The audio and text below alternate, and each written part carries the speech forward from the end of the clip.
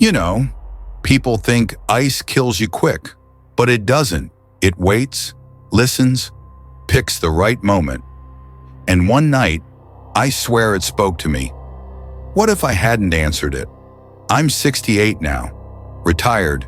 Hands aren't as steady, eyes aren't as sharp. But winters, they never leave you, whole decades melt away. But one winter stays frozen in your bones forever. Ice road trucking, folks romanticize it. Big trucks, big storms, big paychecks. Truth is, it's a job that breaks people, not physically, inside. Every mile you drive, you're gambling with a lake that wants you gone. Some nights you win, some nights you barely survive, and some nights you don't understand who helped you make it back. This story, it wasn't even a special run. No emergency supplies, no life-saving cargo, just a stack of generators, the kind of load you forget about the second you deliver it. Ordinary in every way, and ordinary nights. Those are the ones that blindside you the worst. There were two route options that night. Left, longer, safer, tested ice right, shorter, faster, not approved for early season crossing yet. I chose right, saved me an hour, cost me a lifetime of questions. Before turning onto that shortcut, I saw something in my headlights. A crooked sign stabbed into the snowbank. Not fresh paint, not official, just poorly nailed together, leaning like someone hammered it down quickly. Or maybe the wind pushed it that way. I couldn't even read the bottom half. Snow crusted over it, but the top was clear enough. Unsafe season. Do not cross. I should have turned around, I didn't. Half a mile in, something felt wrong. Ice has a language of its own, and that night it muttered to me. The wheels hummed against the surface, a hollow vibration that sank straight into my ribs, not cracking, just a low, empty groan. The cold felt heavier, and then, out of nowhere, my radio crackled. It shouldn't have. No towers, no relays, nothing for 50 miles. But suddenly, a hiss of static. Slow, shaping itself into something like a voice. A faint whisper drifted through. Turn around. Just that I froze. I don't care how tough a man thinks he is. A whisper on a dead channel will kill your heart rate faster than any storm. I eased on the brakes.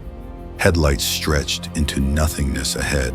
No tracks, no reflectors, just black emptiness. I reversed. Slowly, as if the darkness in front of me would swallow the whole truck if I moved too fast. Then, it happened. A deep rumble shook the ice beneath me. Not upward like some Hollywood movie. No, it was a shift. A groan. Like the entire lake inhaled, I watched the road ahead buckle. The ice didn't crack. It peeled. Long, slow sheets rising and sinking, like the surface was folding in on itself. A whole lane of frozen highway simply dropped. That was where I was headed. Straight into black water. I threw the truck into reverse. The steering wheel rattled in my hands, slamming against my palms like it wanted to break free. My breath locked in my chest. Just breathing. Steady. The only words in my mind. As I reached thicker ice, the radio sputtered again. Not a warning this time. Not even a voice. Just a frayed murmur. Don't stop.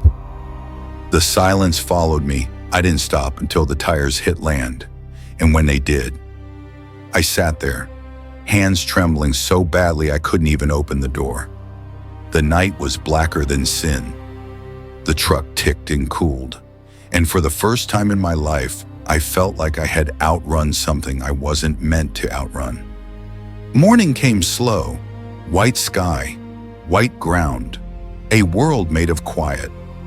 Rescue officers inspected the route. They told me something I didn't forget. We don't put warning signs on that route. Not this early in the season. But I'd seen one crooked, bent, pointing exactly where I should not go. I kept my mouth shut, didn't mention the radio, didn't mention the whisper, didn't mention the rumble under the ice. What if I didn't turn? What if I trusted the shortcut? What if I didn't listen? Just breathing, steady.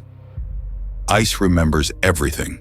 Everything you do, every move you make, every mistake. And sometimes it lets go.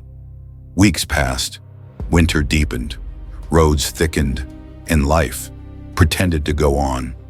But something from that night clung to me. Not fear, not shock, but the kind of memory that sits on your chest like a weight you can't shift. Ice remembers everything, and I was beginning to feel like it remembered me too. About 3 weeks later, I heard news over dispatch. Another driver tried that same detour. He left before dawn, took the shortcut I had abandoned, and never made it to the other side. They found the trailer, half frozen, half submerged, like some giant hand had dunked it under the lake and set it back. They never found the cabin. I didn't say it out loud, but the man's name never left my head, still hasn't.